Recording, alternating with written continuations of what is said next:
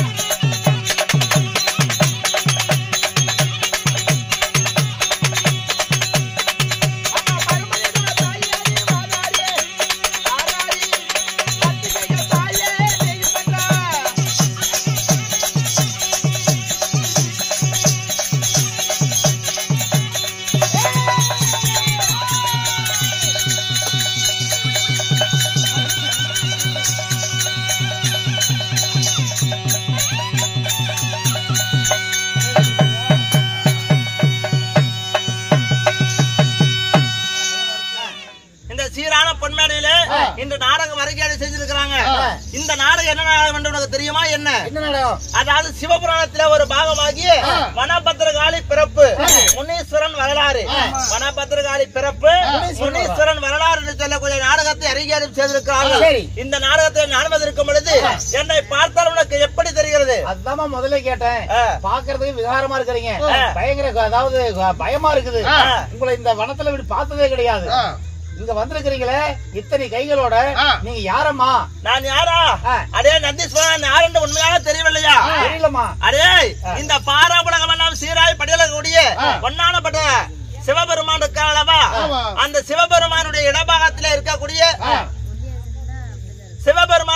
பூலோகத்தில் இருக்கக்கூடிய பரியலக்கம் பரமனுடைய மனைவியாகப்பட்டு உமையவள் பார்வதி தேவி நாட்டாளப்பா.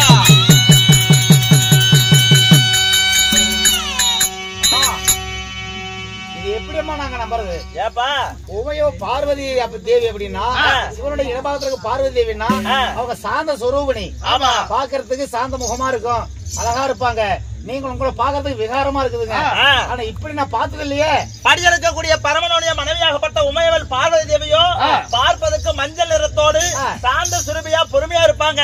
ஆனால் உங்களை பார்க்கும் பொழுது இந்த அகோர ரூபமாக இருக்கிறாய் என்று கேட்கிறாங்க. நம்புறது நந்தீஸ்வரா சாமி, அதாவது எனக்கும் என்னுடைய கணவராகப்பட்ட சிவபெருமானுக்கும் அடிக்கடி வாக்குவாதம் ஏற்படும். இந்த உலகத்திலே சிவம் தான் பெரிதென்று அவர் சொல்லுவார், இல்லை சக்தி தான் பெரிதென்று நான் சொல்லுவேன். அப்படி இருக்கும் பொழுது ஒரு சமயத்தில் அடிக்கடி வாக்குவாதம் ஏற்பட்டு என்ன நடக்கும்? அவர் எனக்கு சாபத்தை கொடுப்பார் சிவபெருமான். ஆமா சரி, ஏன்னா பொல்லாத வாயாடின்னு பேர் எடுத்தவன் நானு. வாயாடி. ஆமா, நீலி என்ற ஒரு பட்டமும் வாயாடிங்கிற பட்டம் இந்த பார்வதி எனக்கு மட்டும்தான். வாய் அடங்கவே அடங்காது. என்ன சொல்ற? ஆமா, புருஷனுக்கு எப்பவுமே பொண்டாட்டி கட்டுப்பட்டவன், பொண்டாட்டிக்கு புருஷன் கட்டுப்பட்டவன் தான் பேரு. ஆனா எனக்கு அப்படி கிடையாது, வாய் அடங்கவே மாட்டேன். அடங்காப்படாரி. ஆமா, பிட்டாரி பேரு எனக்கு தான்டா. ஒரு அவதாரத்துல எல்லப்படாரிங்கிற பேர் எடுத்தவன் தான். ஆமா, அடங்காப்படாரி அங்கமுத்து கேள்விப்பட்டிருக்கிறியா? ஓ, யாருக்கு அடங்காதனால அடங்காப்படாரிங்கிற அடங்காப்படாரி அங்கமுத்து. ரொம்ப நாளாகி போச்சு இந்த வசனம் எல்லாம் கேட்டு. அப்படியாப்பட்ட அங்கமுத்துங்கிற பேர் எடுத்தவன் நானு. அதனால என்னுடைய கணவருக்கும் எனக்கும் வாக்குவாதம் ஏற்பட்டு இந்த உலகத்திலே சிவம் தான் பெரிது அவர் சொன்னார், சக்தி தான் பெரிது நான் சொன்னேன். கடைசியிலே இந்த மண்ணை படைத்தேன், மரத்தை படைத்தேன், செடியை படைத்தேன், கொடியை படைத்தேன், அனைத்து ஜீவராசிகளையும் நான் தான் படைச்சேன். அது மட்டும் இல்ல, அரே ஈசரே உன்னையும் நான் தான் படைத்தேன்.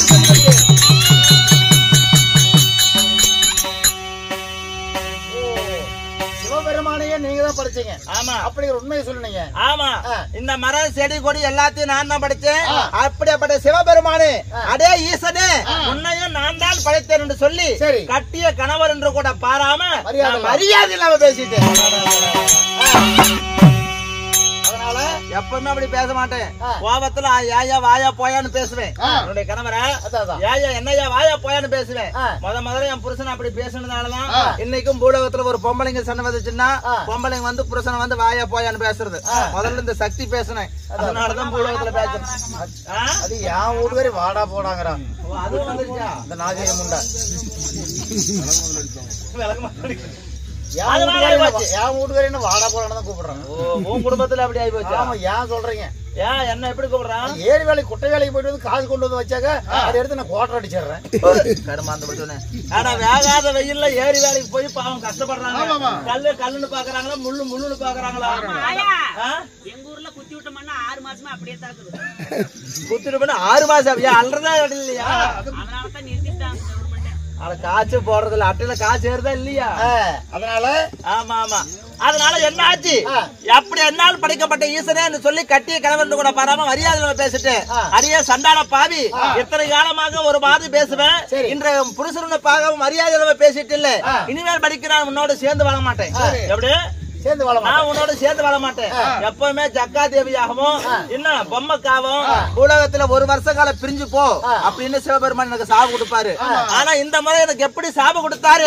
அடைய சண்டால பாவி கட்டிய கணவர்னு கூட பாராமல் அவனே இவனே மரியாதை பேசிட்டு இல்ல, அதனால வனத்திலே வாழக்கூடிய வனபத்திர காலியாக போயிட்டு சாபம் கொடுத்து விட்டார். ஓ, யாரும் இல்லாத வனத்துல வனபத்திர காலியா போ அப்படி சாபத்தை கொடுத்துட்டாரு. ஆமா, அதனால யாரும் இல்லாத வனத்துல வனபத்திரகாளியாக போ என்று சிவபெருமான் சாபம் கொடுத்ததுனால பார்வதியாக இருந்த நான் இப்படி பத்திரகாளியாக மாறிவிட்டேன்.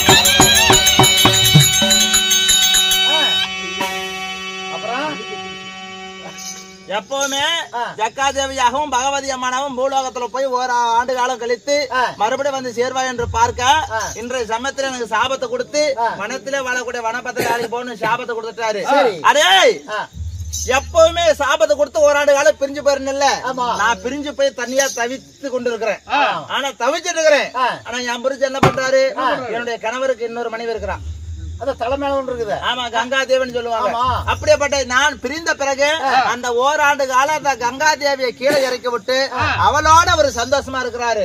ஆனா நான் தான் புருஷனை பிரிஞ்சிருக்கிறேன். நீங்க அனாவசியமாகிட்டீங்க. ஆமா, என்ன அவனுக்கு ஒண்ணு போனா ஒண்ணு அப்படிங்கிற மாதிரி. இந்த சக்தி இல்லைன்னா கங்கா, கங்கா இல்லைன்னா சக்தி, கங்கா இல்லைன்னா கௌரி, கௌரி இல்லைன்னா கங்கா. அது மாதிரி நான் ஒரு வருஷம் பிரிஞ்சு போனாலும் அவருக்கு பொண்டாட்டி இருக்குது. ஆனா நான் தான் புருஷன் இல்லாம தனியாக தவிச்சிட்டு இருக்கிறேன். அதனால இனிமேல் படிக்கு நான் என் புருஷனை பிரிச்சு நான் வாழ மாட்டேன். அப்புறம் என்ன பண்ண போறீங்க? என்ன பண்றது? ஆனா நான் பேசுறது தப்புதான், நான் இல்லன்னு சொல்லல. கட்டிய புருஷனை வந்து மரியாதை இல்லாம அவனே இவனே வாடா போடன்னு பேசுறது தப்புதான், இல்லதான், நான் இல்லன்னு சொல்லல. இருந்தாலும் அவர் என்ன சாப்பிட்டு எடுத்து அடிச்சிருந்தாலும், ஆனா காலை எட்டு உதைச்சிருந்தாலும் பரவாயில்ல, நான் ஏத்துக்குவேன். நம்ம புருஷன் தானே, அடிச்சாலும் பிடிச்சாலும் நம்ம புருஷன் தானே அப்படின்னு ஏத்துக்குவேன். அடித்தது மட்டும் இல்லாம சாபத்தை கொடுத்து வனத்திலே வாழக்கூடிய இந்த வனபத்திரகாளியா போய் இப்படி 10 கைகள் கொண்ட பத்திரகாளியை அவதாரம் எடுத்துட்டு இப்ப வந்து நான் பார்ப்பதற்கு பயங்கரமான பார்க்கக்கூடிய பயமா இருக்குது, அகோர ரூபத்தோடு இருக்கிறேன். அதனால எனக்கு இப்ப வந்து பொல்லாத கோபம் இருக்குது. பார்வதியா இருக்கும் போதே வாயாடியான்னு பேர் எடுத்தவன் பொல்லாத கோபக்காரி நானு. இப்ப பத்திரகாளி அவதாரம் எடுத்ததுனாலே எனக்கு ஆங்கார கோபம் வருகிறது. சரி, என்ன பண்ண போறீங்க? பழிக்கு பழி, ரத்தத்திற்கு ரத்தம். எப்படி சிவபெருமான் எனக்கு சாபத்தை கொடுத்தாரோ அதுக்கு போலவே சிவபெருமானுக்கு நான் சாபத்தை கொடுக்க போறேன். நீங்களே? ஆமா, சாபம் ஆவட்டும். அண்ணானால அதை பத்தி எனக்கு கவலை கிடையாது. சாபம் அது அவரை போய் நான் சந்திச்சு நான் கொடுக்குறேன் பாரு சாபம். அப்படியா? ஆமா, சிவபெருமானை சந்திச்சு நான் மறுசாபம் அவர் கொடுக்கணும். அதனால என்ன செய்ய வேண்டும்? சிவபெருமான் எனக்கு சாபத்தை கொடுத்துட்டாரு, மரியாதை இல்லாம பேசிட்டேன். பத்திரகாளியா பொண்ணு பத்திரகாளி அவதாரம் எடுத்தபடியாலே எனக்கு பொல்லாத அங்கார கோபம் வருகிறது. சிவபெருமானை சந்தித்து பதிலுக்கு பதில் நான் அவருக்கு சாபம் தர போறேன். போலாம்.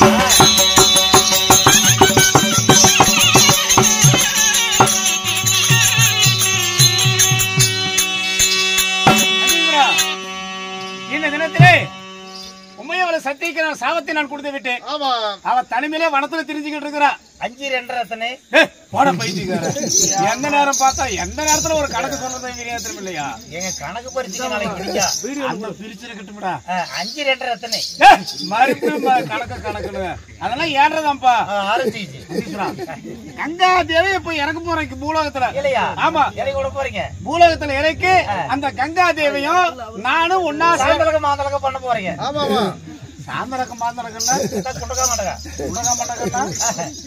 அப்படி நாங்க ஈடு பெறுகிறோமே, இந்த பூலோகத்துல சந்தோஷமாக இருக்க வேண்டும்.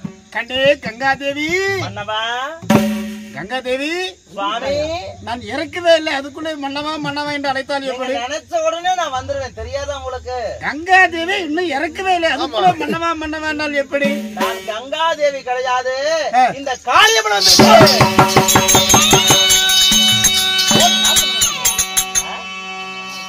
யாரு நீ? யாரு நீ? மாப்பிளையா? ஆமா, பொண்ணு ரெடி ஆயிடுச்சா? ஆமா, பொண்ணு ரெடி பண்ணி வச்சிருக்கிறேன். இன்னொரு பாருங்கயா, ஒரு அநியாயத்தான், இன்னொரு பொண்ணு வேணுமாமா. மாப்பிள்ளைன்னு சொன்ன உடனே பொண்ணு ரெடியாங்கிறாரு. ஏற்கனவே 2 பொண்டாட்டி, 3வது பொண்டாட்டிக்கு வேற உத்தரவு. மறுபடியும் மாப்பிள்ள சொன்னா அப்புறம் பொண்ணு ரெடியா கேட்க முடியும். பாக்குறதுக்கு பைத்தியக்கார மாதிரி உடம்புல இருக்கிற பாம்பு எல்லாம் எடுத்து உடம்புல விட்டுக்கிட்டு இப்படி திரியும் போதே உனக்கு இவ்வளவு திமிருன்னா, இன்னும் ஒரு ராஜ நாட்டு அழக நாட்டு இருந்தா உனக்கு இப்ப இவ்வளவு கொழுப்பு இருக்கும். இப்படி ஒரு கோபத்துல இருக்கும் பொழுது கங்காதேவி இறக்கும் பொழுது நீ எதுக்கு குறுக்க வந்திருக்கிற? யாரு? நான் யாருன்னு உங்களுக்கு தெரியலையா? யாரு நீ? அட பாவி மனுஷா, இந்த அநியாயத்தை கேளுங்காயா. கஷ்ட பொண்டாட்டியே யாருக்கு யாருன்னு இந்த மனுஷனுக்கு தெரியலையாமா? நான் தான் பொண்டாட்டி. ஓட்டு சாதி கொடுக்க தெரியுமா? யாருன்னு கூட பார்க்க மாட்டேன் தெரியுமா? யாருன்னு கூட? உமையவள் சக்தி யார்? அந்த உமையவள் சக்தி இந்த அகில உலகத்துல எந்த ஒரு தெய்வமே இடபாகத்துல இடமே கொடுக்க முடியாது. அப்படி இருக்கும் பொழுது இந்த சிவபெருமான் மட்டும் அந்த சக்திக்கு என்னுடைய உடம்புல பாதி உடம்புல அவங்களுக்கு நான் இடத்த கொடுத்து வச்சிருக்கிறேன். சரி, அப்படி இருக்கும் பொழுது அந்த உமையவள் சக்தி எங்கே? நீ இருப்பது எங்கே? நான் இருக்கிறது எங்கயா? ஆமா, ஏங்க அந்த பார்வதி தேவி தான் நான் பத்திரகாளியாக வந்திருக்கிறேன். இப்ப உமையவள் சக்தியா? ஆமா, உங்களுக்கு ஞாபகம் இருக்குதா? எப்படி? சற்று நேரத்துக்கு முன்பு உலகத்திலே சிவம் தான் பெரிதுன்னு உங்களுக்கு எனக்கு வாக்குவாதம் வந்துச்சு. சிவம் தான் பெரிதுன்னு நீங்க சொன்னீங்க, சக்தி தான் பெரிதுன்னு நான் சொன்னேன். அதனால மண்ணை படைத்தேன், மரத்தை படைத்தேன், செடியை படைத்தேன், கொடிச்சா படைத்தேன், அனைத்து ஜீவராசியும் நான் தான் படைச்சேன், என்னால் படைக்கப்பட்ட ஈசனே அப்படின்னு சொன்னவனே சண்டால பாவி கட்டிய கணவன் கூட பாராமல் மரியெல்லாம் வடிக்கு என்ன அவனே பேசிட்டு இல்ல. பார்வதியாக இருக்கக்கூடிய நீ பத்திரகாளியா போன சாபத்தை கொடுத்தீங்கல்ல, நீங்க கொடுத்த சாபம் பழிச்சு பார்வதியா இருந்தனா பத்திரகாளியாக வந்திருக்கிறேன்.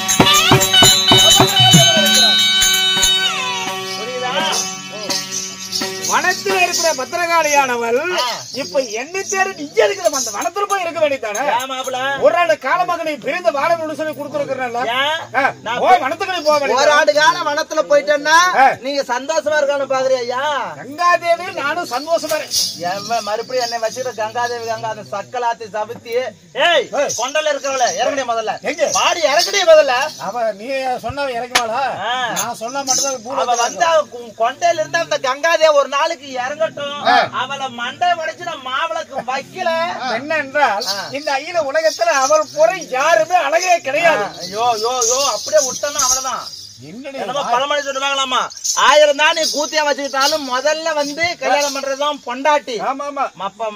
அடுத்து வைக்கிறதெல்லாம் பூரா மத்ததெல்லாம் வப்பாட்டி. என்னதான் இருந்தாலும் குரங்கு மாதிரி ஒரு பொண்டாட்டி இருந்தாலும் கிளி மாதிரி ஒரு கூத்தியா வேணுமாமா. எப்படியா நாட்டு கேளுங்கயா பேரு மகராசி டே நீ ஒரு ஆகாத வேண்டாம். அப்படியா பழமொழி இருக்குது? அவ கிடக்குறான்.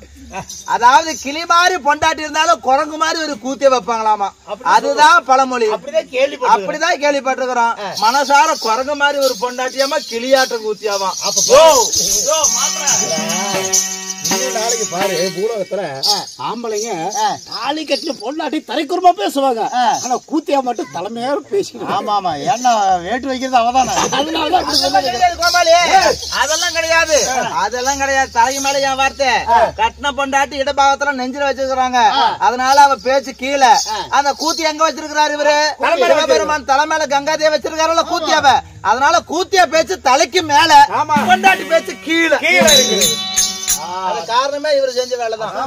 அதனாலதான் கூத்தியா வைக்கிறது. இதனாலதான் அந்த கூத்தியாவை தலையில வச்சதுனாலதான் பூலோகத்தை வாசிகள் கூத்தியா பேச்சு தலை மேல, பொண்டாட்டி பேச்சு காலு கீழே. பத்திரகாரி வனப்பத்திரக்காரி ஒரே வேப்பல நாத்தம் தாங்க முடியவில்லை. வேப்பல நாத்தம் இருக்குது, பைத்தியக்காரி மாதிரி இருக்கு. பைத்தியம் முடிச்சு பேசிட்டு மன்னவா மன்னவா என்ன சொல்ல வைத்துக் கொண்டிருக்கிறார். கங்கை எங்கே எவ்வளவு அழகா இருக்கிறது. நான் இப்ப எதுக்கு வந்தேன்? சாபமாகப்பட்டது பார்வதியாக இருந்தவரை பத்திரகாளியாக மாறிவிட்டேன். அதனால பதிலுக்கு பதில் சாபத்துக்கு சாபம். நீங்க எனக்கு எப்படி சாபம் கொடுத்தீங்களோ அதே போல நான் உனக்கு சாபம் தர போறேன். ஆமா என்ன பேசுகிறா? ஆமா, நான் உனக்கு சாபம் தர போறேன். எனக்கு சாபத்தை தருகிறாயா? ஏன்னா என்னை இறைக்கூட்டு ஓராடு காலம் என்னை துரத்தி விட்டுட்டு அந்த சக்காலத்தை சவித்தி அந்த கங்காதேவியை கீழே இறக்கி விட்டு அவளோடு நீங்க சந்தோஷமா தான் இருக்கிறீங்க. உங்களுக்கு ஒண்ணு போனா ஒண்ணு பொண்டாட்டி ரெடியா இருக்குது. நான் தானே கஷ்டப்படுறேன். அதனால இனிமேல் நான் உங்களை பிரிஞ்சு வாழ போறது கிடையாது. இந்த சிவபெருமானுக்கு இப்ப சாபத்தை கொடுக்க போறேன். தேவி எந்த நேரமோ என்னுடைய வார்த்தை கேள். இதோ தெரிந்ததோ தெரியாமலோ புரிந்ததோ புரியாமலோ நான் உனக்கு சாபத்தை கொடுத்து விட்டேன். அப்படி இருந்தாலும் தவறுதான். தவறுக்கு தண்டனை இருக்கிறது. இருந்தாலும் இந்த அகில உலகத்துல இந்த சிவபெருமானுக்கு நீ சாபத்தை கொடுத்து விட்டால் பூலோகத்துல மக்கள் எல்லாம் பசியோடு இருப்பாங்க. அதை பத்தி எனக்கு கவலையே கிடையாது. என் போல போய் கிழிச்சு கிடக்குது. இந்த பூலோக மக்கள் எந்த கதியா போனா எனக்கு என்ன? இந்த ஈரேழு 14 உலகத்துல பூலோகத்துல நம்ம 2 பேர்த்தையும் இந்த சிவனும் சத்தியமும் 2 பேரும் இல்லை என்றால் இந்த உலகமே இல்லாமல் போய்விடும். அதை பத்தி எனக்கு கவலையே கிடையாது. நான் உங்களுக்கு எப்படி சாபம் தர போறேன்? எப்படி? இந்த பணியளிக்கக்கூடிய பரமேஸ்வரனை இப்ப ஒரு பச்சை குழந்தையா மாத்த போறேன். என்னையா? ஆமா, ஒரு குழந்தையாக பச்சை குழந்தையா மாத்தி அந்த குழந்தைய எடுத்து எந்த நேரமே இக்கத்துல வச்சுக்கிட்டேன்னா என்ன ஆகும்? எப்பவுமே நீங்க என் கையிலேயே இருப்பீங்க, நானும் உங்களோட இருப்பேன். அந்த கங்காதேவியோட நீங்க சேர மாட்டீங்க. நம்ம 2 பேரும் நீங்க கொடுக்கற சாபமும் பழிச்சிரும், நான் கொடுக்கற சாபம் பழிச்சிரும். அதனால இதை தர்றேன். தேவி வார்த்தை முடியாது. குழந்தையாக உருவத்தை நான் மாறிவிட்டால் இந்த மக்கள் எல்லாம் பசி என்ற பசியோடு இருப்பாங்க. அதை பத்தி எனக்கு கவலையே கிடையாது. யாரு எப்படி போல எனக்கு என்ன புரிஞ்சிடலாமா? என்னுடைய வார்த்தை கேள். தாலியை கட்டிய கணவனையும் பார்க்க வேணும், அதுவும் இல்லாமல் பூலோகத்துல மக்களையும் பார்க்க வேணும். முடியாது. வார்த்தை கேள். மரியாதைக்குரிய பரமேஸ்வரா, இதோ இந்த பத்திரகாளி சாபத்தை தருகிறேன். இந்த பரமசிவனாகப்பட்டவன் இப்பொழுதே ஒரு பச்சை குழந்தையாக என்னமா குழந்தை வச்சிருக்கீங்க? ஏய் ஓய் பார்த்தியா? என்ன? நான் சொன்ன பிரகாரமாக சிவபெருமான் எனக்கு சாபத்தை கொடுத்தார். பார்வதியாக இருக்குன்னு பத்திரகாளியா போன்னு சொன்னாரு. நான் ஒண்ணு பத்திரகாளியா மாறிட்டேன். பத்திரகாளி அவதாரம் எடுத்ததுனால எனக்கு ஆங்கார கோபம் வந்துருச்சு. சரி. பார்வதியா இருந்தா கூட எனக்கு கோபம் கம்மியா தான் வரும். இந்த பத்திரகாளி அவதாரம் எடுத்ததுனால எனக்கு பொல்லாத ஆங்கார கோபம் வந்து என்னால படைக்கப்பட்ட ஈசனே பரமேஸ்வரனே ஒரு பச்சை குழந்தையாக போட்டும் என்று சாபத்தை கொடுத்து என்னுடைய கணவர் படியலக்கும் பரமசிவனும் இப்படி ஒரு பச்சை குழந்தையா மாறிட்டேன்.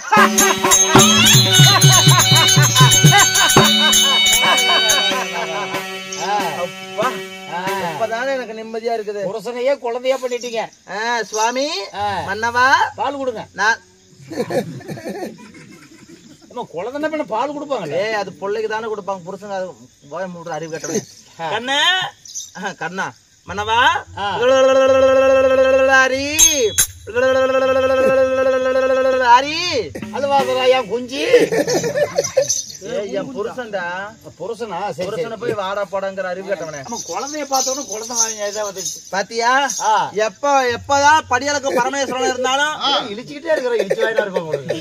என்ன பார்த்து சிரிக்கிறாரு அறிவு கேட்டவனே. சரி சரி சரி. அதனால படியலுக்கு பரமனாக பெரியும் போது இருக்கும்போதும் எப்படி ஒரு புலித்தோல் ஆடை அணிந்தாரோ அதே போல புலித்தோல் தான் வச்சிருக்கு. அப்படியா? சரி சரி சரி சரி சரி பரவாயில்லப்பா. இப்பதான் சந்தோஷமா இருக்குது. இனிமேல கங்காதேவியும் கீழே இறக்கி விட மாட்டாரு. அவர் என்ன பிரிஞ்சு வாழ மாட்டாரு. அவரை குழந்தையாக மாற்றி எப்பவுமே என்னுடைய இக்கத்திலேயே வச்சுக்கிட்டேன். சரியம்மா. ஒரு சந்தேகம். எனக்கு ஒரு சந்தேகம். என்ன உனக்கு சந்தேகம்? ஒன்னும் சந்தேகம் இல்ல. அவருக்கு என்ன வேலை? அவருக்கு என்ன வேலைன்னு என் புருஷனுக்கு என்ன வேலை? படி இழக்கிற வேலை. எறும்பு கடை யானை முதல் 84 லட்சம் உயிர் ஜீவன்களுக்கு படி இழக்கிற வேலை. ஆமா. அதனால அவர் எல்லாத்துக்கும் பசியா இருக்கணும் சொல்லி படி இழக்கிறது. ஆமா. அப்பேற்பட்டவரை குழந்தையா செஞ்சு நீங்க வச்சுக்கிட்டா படி இழக்கிற வேலை யாரு பண்ணுவா? என்னடா சொல்ற? எத்தனை உயிர்கள் எல்லாம் செத்து மடியும். ஆமாண்டா. பசிய பட்டினியா? இந்த பூலோகத்திலே நடப்பன பரப்பன ஊர்வன நீந்தவன சொல்லக்கூடிய 84 லட்சம் ஜீவராசிகள் இருக்கிறது. அனைத்து ஜீவராசிகளுக்கும் படி இழக்கிற வேலை என் புருஷன் செய்யறாரு. என் புருஷன் இந்த குழந்தையா நீங்க வச்சுக்கிட்டா படி இழக்கிற வேலை யாரு பண்ணுவா? நந்தீஸ்வரா இரண்டா வார்த்தை சொன்னாய். ஆமாமா. இந்த பாரா உலகம் எல்லாம் படியலக்கூடிய ஒன்னானப்பட்ட சிவபெருமான குழந்தையா மாத்திட்டேன். படியலக்காமல் படிக்கு பூலோக மக்கள் எல்லாம் பசி பஞ்சம் பட்டினி எல்லாம் பரித வச்சிட்டு இருக்காங்களா? ஆமா. ஆமாண்டா. எல்லாம் முன்ன கொஞ்ச நேரம் எல்லாம் உட்கார்ந்து இருந்தாங்க. உங்களுக்கு கெட்ட பேர். உங்களுக்கு தான் கெட்ட பேரு. அதானே கொஞ்ச நேரம் முன்னாடி எல்லாம் உட்கார்ந்து இருந்தாங்க. இப்ப எல்லாரும் பூரா எல்லாம் படுத்துக்கிட்டாங்களே. ஆமா. என்ன காரணம்? பசி பட்டினி தான். பசி பட்டினி. சாப்பாடு இல்லாம எல்லாம் படுத்துக்கிட்டாங்களா? இதனடா வம்பா போச்சு. இதுக்கு என்ன பண்றது? அதானே படி இழக்கக்கூடிய பரமேஸ்வரனை பச்சை குழந்தையா மாத்ததுனால இந்த பூலோகத்துக்கு படி இழக்கிறதுக்கு ஆள் இல்ல. யாரு போய் படி இழக்கிறதுக்கு ஆள் இல்ல. அதனால நானும் அப்பயே சொன்னாரு, என்ன நம்பி எத்தனையோ ஜீவராசி எல்லாம் இருக்குது, எனக்கு சாபத்தை குடுக்காதடின்னு சொன்னா, ஐயோ கோவம் என்னுடைய கண்ணை மறைச்சிருச்சா. கேட்காம நீங்க சாபத்தை அந்த இடத்துல கோவம் வர்ற நேரத்துல எனக்கு என்ன பண்றேன்னு எனக்கே தெரியல. அந்த வேலை யாரு செய்யறது? சரி ஒரே வழி இப்படிதான். பாலா போன பார்வதி பண்ண பாரு. படிகளக்கிறதே இல்லாம பண்ணிட்டாங்க. யாரு சொல்றாங்களோ இவனே சொல்லுவான். அப்படி ஜனங்கள்லாம் உங்களதாம ஏசுவாங்க. பாலா போன பார்வதியாமா சட்டாளா ஊர் மக்களுக்கு சொல்லி கொடுத்த பேச்ச வச்சிருக்காட்டு இருக்கு. இல்ல அப்படி பேச்சு வருவாங்க, எல்லாம் பேசுவாங்க. இருந்தாலும் இருக்கட்டும். இந்த உலகத்திலே படியலக்க வேண்டிய பரமேஸ்வரன் என்னுடைய கணவர். இந்த உலகத்திற்கே தாய் தந்தை என்று பெயர் எடுத்தவன் நான் தான்.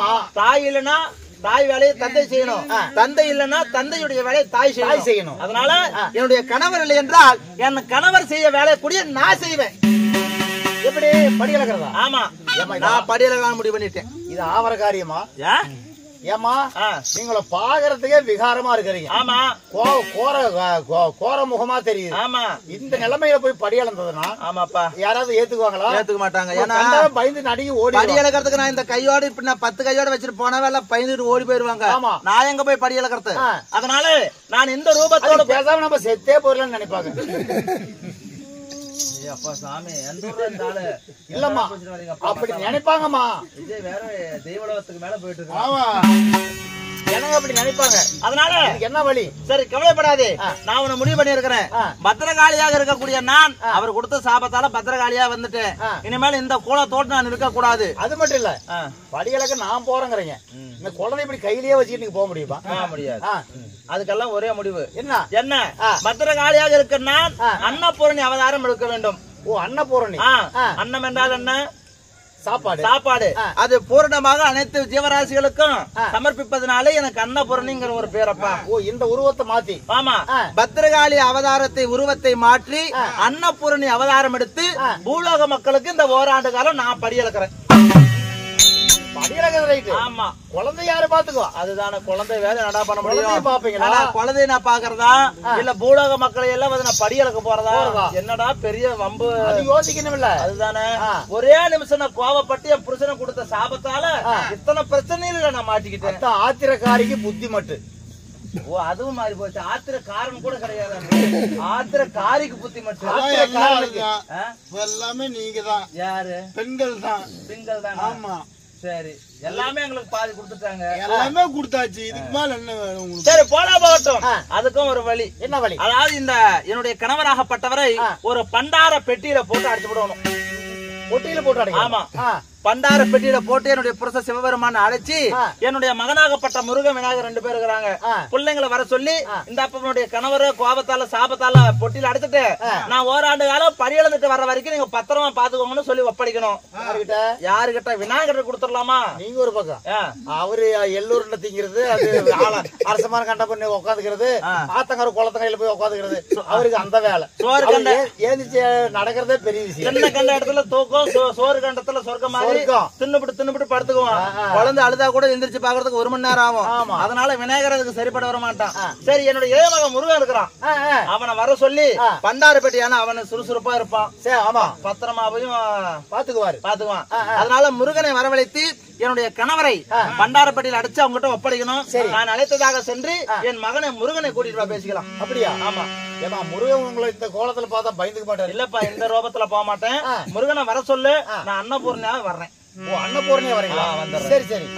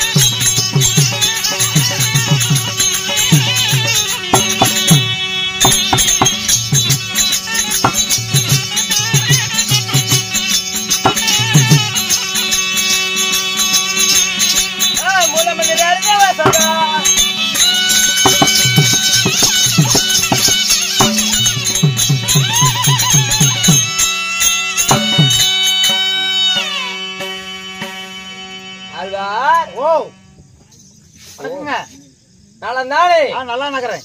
ஓய், நல்லா இருக்கிறேன். இருந்தாலும் சபைக்கு தகுந்த வணக்கம். சபைக்கு வணக்கம். நாட்டுக்கு நாடு மகாநாடு பேரும் அருமையை சேர்ந்த அழகு திரு பொன்னாடு உள்ளூரிலே வாழ்ந்து புகழ் பெற்ற ஆண்களா பிறந்த அப்பன்மார்களும் பெண்களா பிறந்த அரும்பெரு தாய்மார்களும் பள்ளி செல்லக்கூடிய மாணவிமார்களும் ஒருமனதாக அமர்ந்திருக்காங்க. எதற்காக, என்ன காரணம்? பெரிய முனியப்பனுடைய பண்டிகை பண்ணிட்டு இந்த திருவிழா நாடகத்தை வைத்திருக்கிறார். ஆமாங்க. இந்த ராஜ சபையிலே இன்று நடத்தக்கூடிய நாடகம் என்ன எப்படி? அதான் எல்லாத்துக்கும் தெரியுமே. என்ன நாடகம்? அதாவது முனீஸ்வரன் பிறப்பு. ஆமா, இந்த நாடகத்திலே வனபத்திரகாளி பிறப்பு. நான் வந்திருக்கனே, என்னை பார்த்தா யாருன்னு தெரியுது. இவ்வளவு நேரம் காணோம், திடீர்னு வெளியே வந்துருக்கீங்க. ஆமா, முதுக்குன்னு யார் நீங்க? வா சொல்றேன்.